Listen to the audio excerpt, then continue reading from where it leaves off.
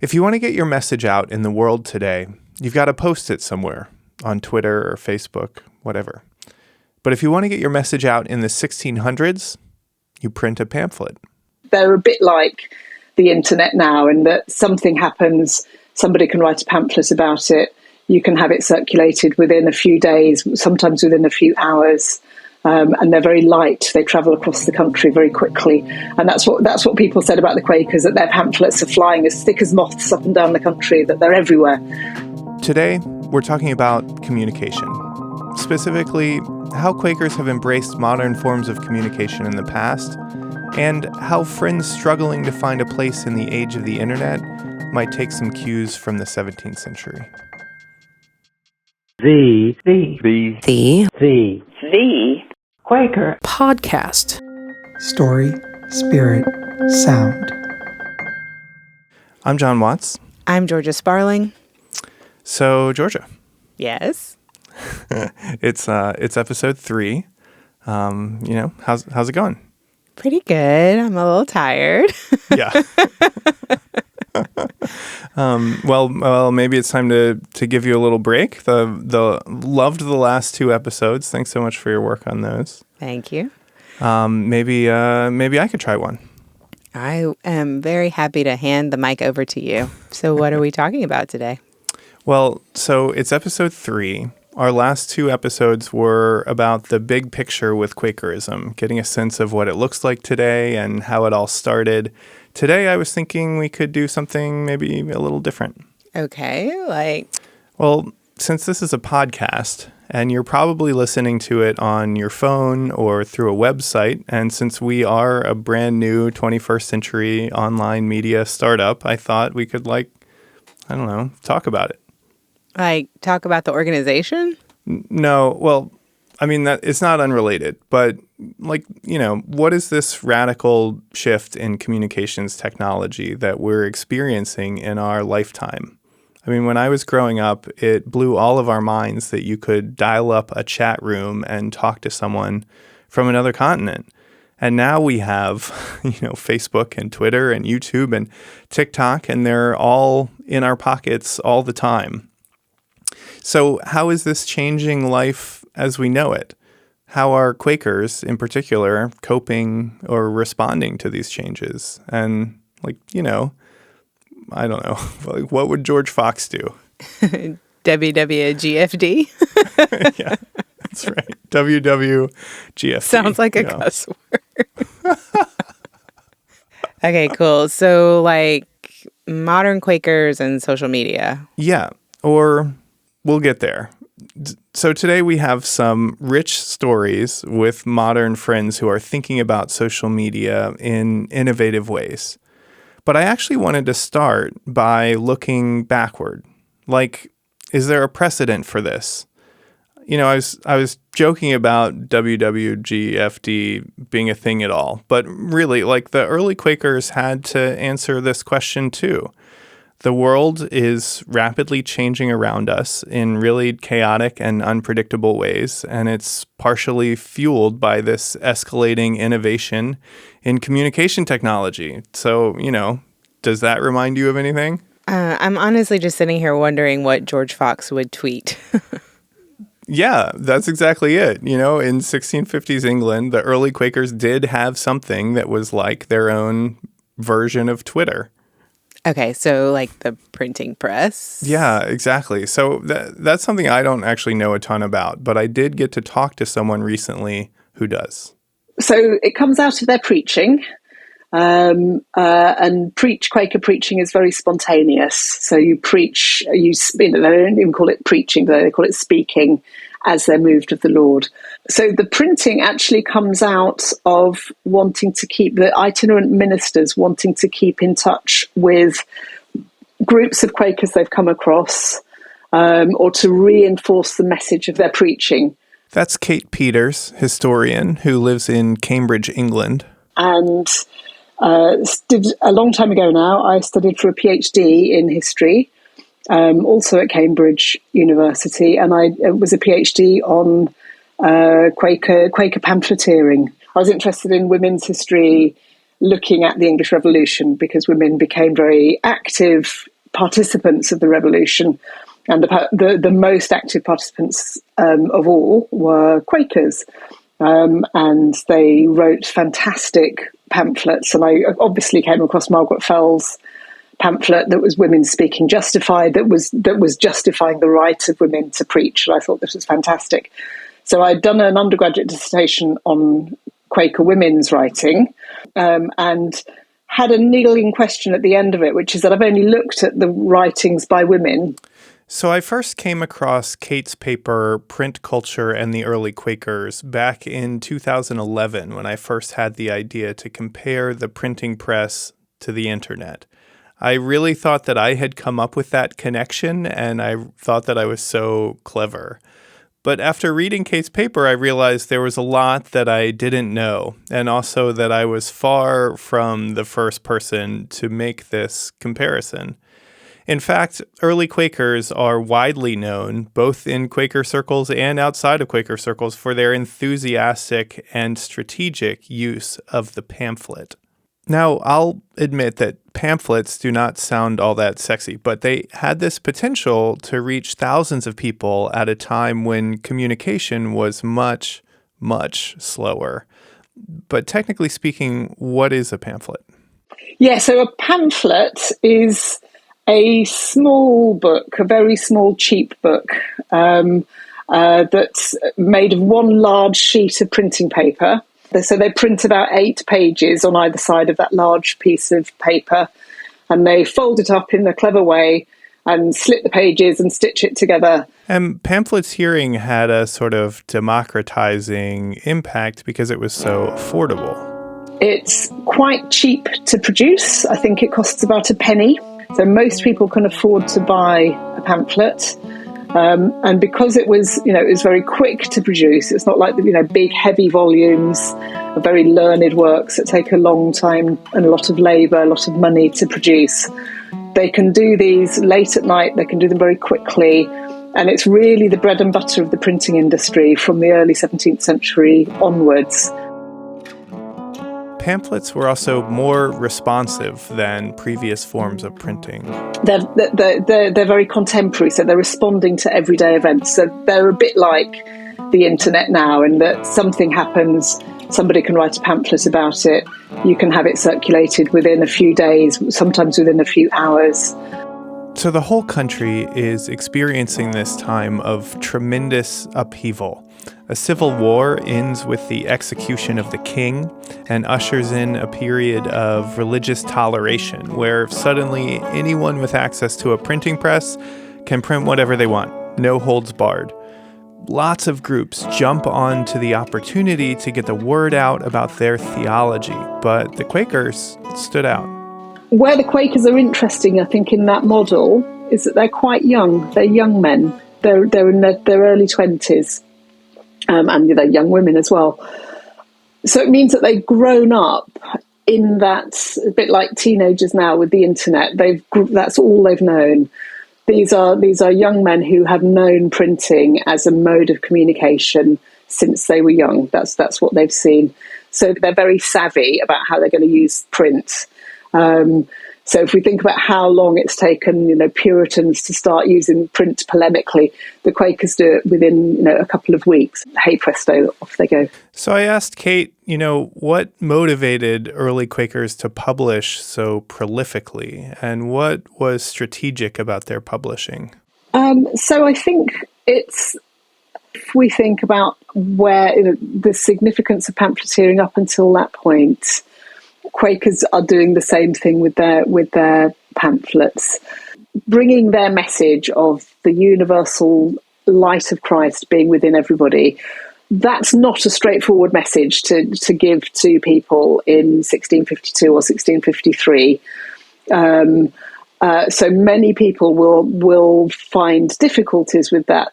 One of the difficulties is this blasphemy? Are they claiming that they have Christ within them, or that they are Christ? So it's not possible for Quakers to preach their message without getting into trouble. And I think that they are not exactly keen to get into trouble, but they're not frightened to get into trouble. And they want to have the argument about whether or not what they're saying is blasphemy. And not only that, but they want to know on what grounds they're being challenged. So what is the legal basis for you to say that that is blasphemous? For those early Quakers, pamphlets were not only a crucial way for them to share their ideas, but also to call into question the legal legitimacy of the claims against them.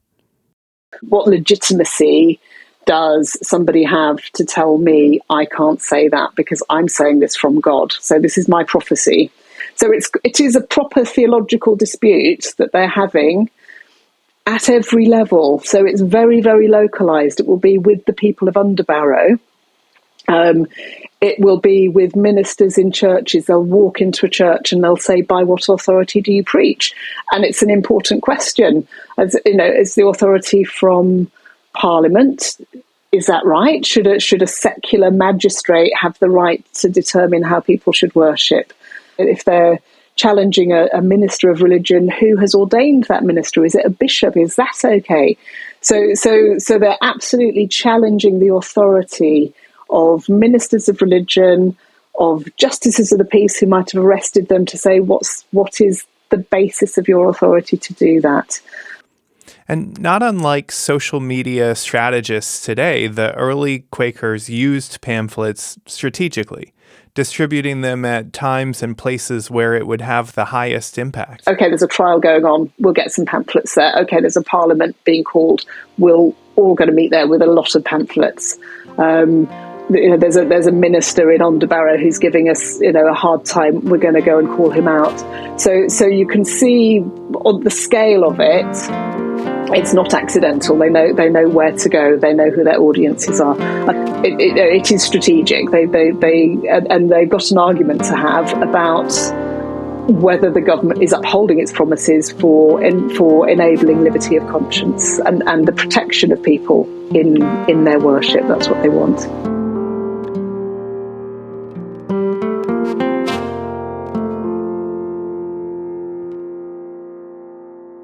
After the break, modern Quakers and remix culture, and what happens when you're brand new to Quakerism and hundreds of strangers start asking you about it on TikTok.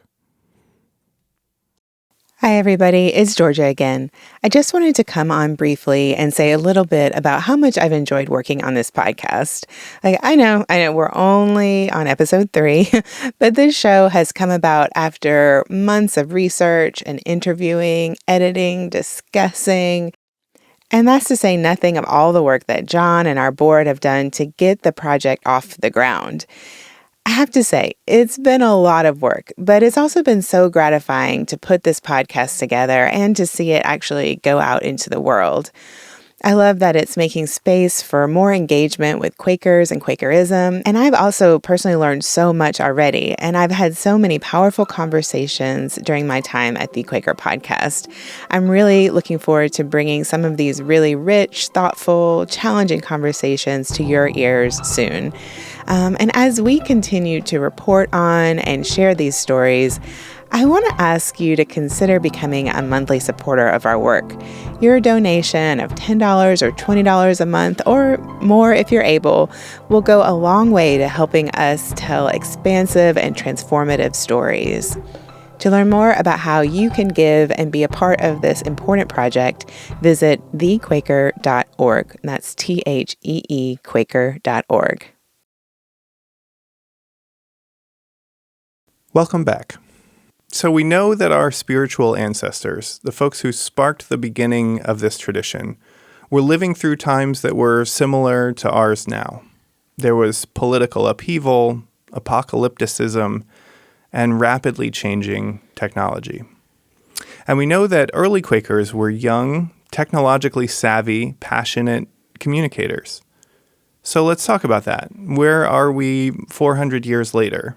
Did we inherit any of that spiritual DNA? So for this next segment, I'd like to bring Georgia back in. Hey. So you told me about a conversation that you had with Wes Daniels, who wrote a book that's pretty relevant to this conversation.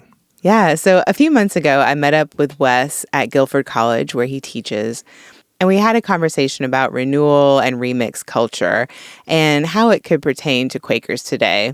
And so, Wes in his book says that Quakers are uniquely positioned in our culture to reformulate the movement in ways that might bring about renewal. And I thought this was a really relevant conversation for today's episode because so much of that is happening on the internet now. Here's what he had to say. So participatory culture is a way of talking about kind of a subset of culture today where you have, it's essentially talking about fandom. Easy fandoms to talk about are, Star Wars, Star Trek, those sorts of things. Harry Potter, which is losing ground for obvious reasons, but those kinds of fandoms where you have a group of people who have texts that they love, whether those are actual texts or movies, and then you have ways in which people live out their fandom, whether it's the way they dress or groups that they hang out in. And so fandom to me and participatory culture was a place where I saw in a non-spiritual kind of secular example or space, I guess what I'm trying to say, people taking very seriously their tradition, but then doing new things with it. When I was working on this, Harry Potter was very big, and J.K. Rowling hadn't quite, ostracized herself from the rest of the world. But at that time, especially in the mid-2000s, you had bulletin boards being created and websites where Harry Potter fans who were 12 and 13 and 14 are writing 50,000-word fan fictions for fun, and then editing it, peer reviewing them, and there's communities of, and it's okay, how often do you see 13 and 14-year-olds peer reviewing 25,000 word essays for fun? What is happening there that we have a hard time getting folks to show up for an hour on Sunday morning to Quaker meeting? So something is connecting and working here that is being missed over here. And what I want to know what that is. I want to learn from that. So when I said that, what does culture have to teach us? That's kind of what I'm talking about. I realized that kind of through all of this, a big word and a big sort of analogy for me is the idea of remix.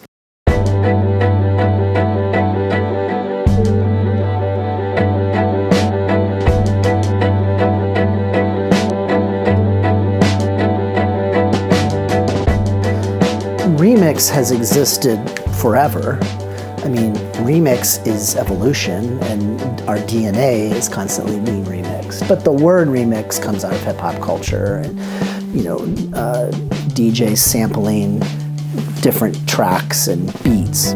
And in hip-hop culture and in remix, you're doing that to pay homage to the past while making it new again and relevant.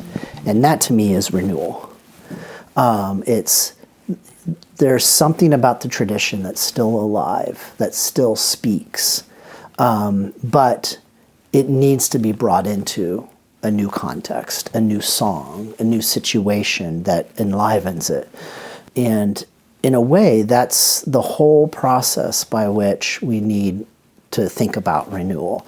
A thing with remix is it can really upset people because it's you can't do that with Marvin Gaye or whatever, you have to just keep it pristine, and in that we're going to listen to it the way that he intended, and that's it, and remix says no, it's too important to just leave it there. We want to make something with it. We want to show how it is relevant or not relevant to us.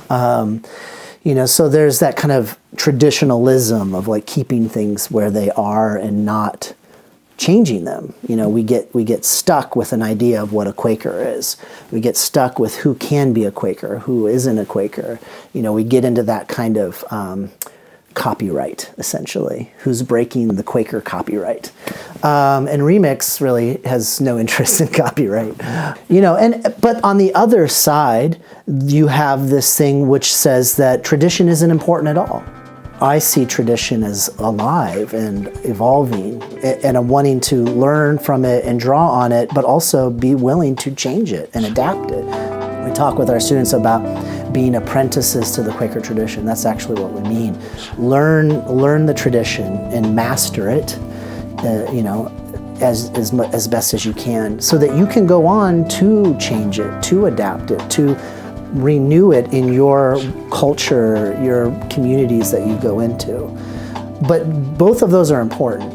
And if you can have, Comic-Con show up and have tens of thousands of people who, truly, it might seem ridiculous to think about it this way, but truly know their tradition, but then they have also then taken it and applied it to their own lives. They've built community around it. That's what I'm trying to do and also look for in Quaker communities. Not how well have you done at absolutely not changing whatsoever in the last 100 years, but what are the rules that you're breaking because it's bringing about new life. If we want to invite new people into those communities, we're going to have to find ways to help them relate to those stories and those practices. That's how we keep our communities moving. Thanks so much for sharing that, Georgia. I love how Wes is lifting up something that sometimes we struggle with as friends, but it's also one of our main strengths, which is that this is a decentralized religion. So it's really up to all of us to learn, understand, and then update the tradition. If we say that authority comes from the Spirit and not from the structure of the church, and we really believe that, then it's on us collectively to figure out where it goes from here. That's both exciting and sometimes it can be a little terrifying. Well, and I think that the internet and social media really create a fertile ground for this remix culture, in that it both creates places for community and opportunities for collaboration and dialogue. Right. I love the feature on TikTok that lets you duet with someone else's video. Yeah, totally. Okay, so what's next? Okay, so I've got one last story for today's episode, and I'm super excited about it. It all starts with this email that I got. Mm-hmm. Tell me more.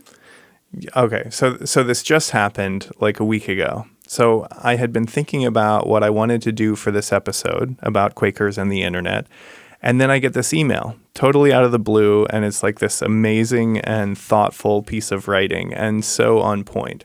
So this is from Julia, who is a friend in Vermont, and I just want to read you a few lines of it.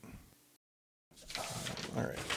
So Julia says, "Greetings, friend. I've only just started to immerse myself in Quaker faith and culture in the last year. But throughout my convincement, I have shared bits of my personal faith journey on TikTok. I was quite surprised by how many people reached out in comments and messages, and what I find most surprising is how many people reached out with significant interest on what Quakerism is and how they can get involved." She goes on to say, "I don't quite feel I'm the best person to answer questions on the Society of Friends since I'm still in my own learning phase. What I do know, though, is that there's a spiritual hunger among so many of the people who have reached out to me. Folks are drawn to the little that I've shared about Quakers, and most of those folks are under 25. Let's see. Finally, just want to read you this one last part. In my generation, social media is not just a form of communication, but it's also a platform for art, community building, conversation, and change. I have seen this change spark and grow through so many different movements. I want to navigate the intersection of social media and the Society of Friends, but to be honest, I have no idea where to start. I love your work. I thought who better to ask about Quakers and social media than Jon Watts." Wow, that's great. So did you get to talk to Julia? I mean, yeah. Julia, I'm so glad to be here talking with you today. Thanks so much for making time for the conversation. I was really excited to get this email from you. Thank you so much for having me. It's great to be here. Yeah, so I'm psyched to get into some of these deep questions that you're asking, but I wonder if we could start with a brief introduction. Sure. So I'm Julia. I live in central Vermont. I moved there recently, actually. So I go to the Plainfield Friends meeting in Plainfield, Vermont. It's a lovely little meeting house in the woods by a river, and I adore it, and I feel so lucky to be here. Lovely. So I wonder if we could start by talking a little bit about social media. How did you get into TikTok, and what happened when you started posting videos about Quakerism? Sure. So I've had the TikTok account that I have now for almost a year now, and that's where I really found the chronic illness and disability community. As someone who has chronic illness and is disabled, there's so much amazing advocacy and activism and community building that happens on social media for these communities. So I joined TikTok and started posting about my own journey with chronic illness and disability activism and autism spectrum disorder and all sorts of different topics. And every now and then I've mentioned something about Quakerism or posted a video here or there. But what led me to email you, Jon, was that I posted a couple of videos in a row about Quakerism and got so many responses from people saying, I'm really interested in this. How do I get involved? I had someone message me and say, I went to a Quaker meeting after I saw your video, which feels like an enormous amount of power on me. I'm like, I'm not trying to convince anyone to do anything. And now people are reaching out saying they've gone in their own communities and gone to a religious meeting. That feels crazy to me. Yeah, well, I can relate to that, both the sense of power and responsibility around it. So what's the lesson there for you? What have you learned from that experience, and what can Quakers learn from it?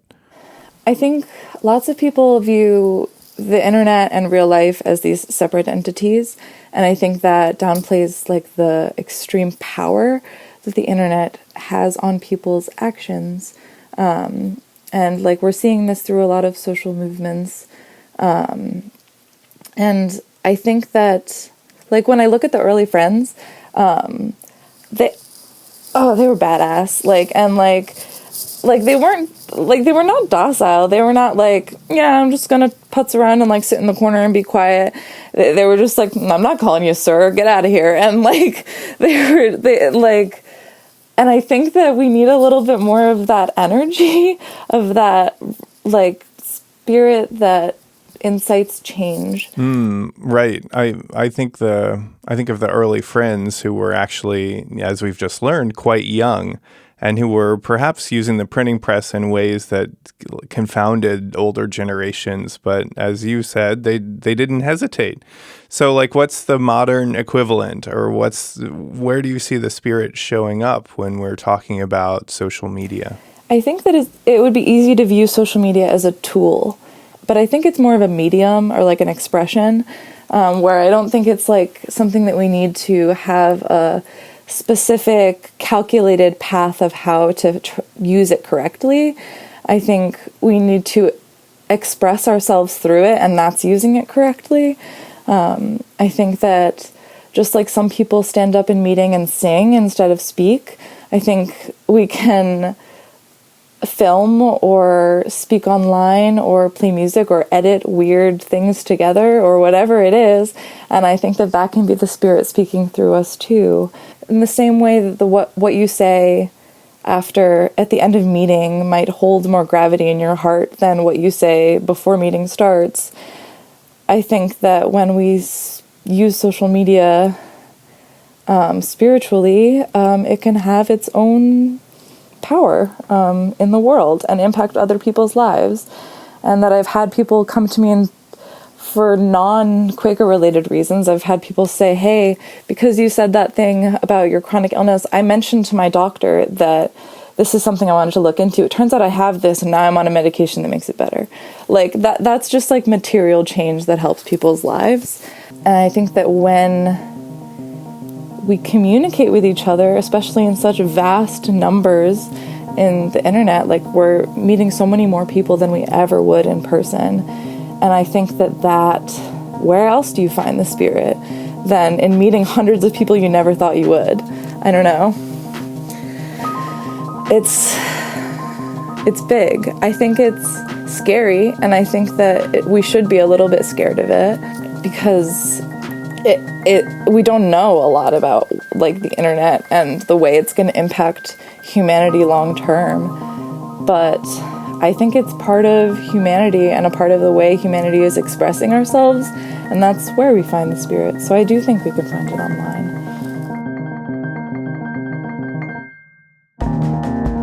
Thanks for listening. We'd love to know what you think about Quakers and social media and the internet. Head over to our website to share your thoughts. That's QuakerPodcast.com. And while you're there, you can also read a transcript from this episode, and don't forget to subscribe. This episode was produced by Jon Watts and me, Georgia Sparling. Jon also wrote the music for this episode. The Quaker Podcast is a part of Thee Quaker Project, a brand new Quaker media organization whose focus is on lifting up voices of spiritual courage and giving Quakers a platform in 21st century media. If you want to support our work, please consider becoming a Patreon supporter. We're a brand new project, and every contribution expands our capacity to tell Quaker stories in a fresh way. We make this show for you, so thank you for listening. Now that you've heard from us, it's time for us to hear from you. Tell us what it means to you to be a conscientious objector. Please give us a call and leave a voicemail at this number. You ready? 215-278-8411.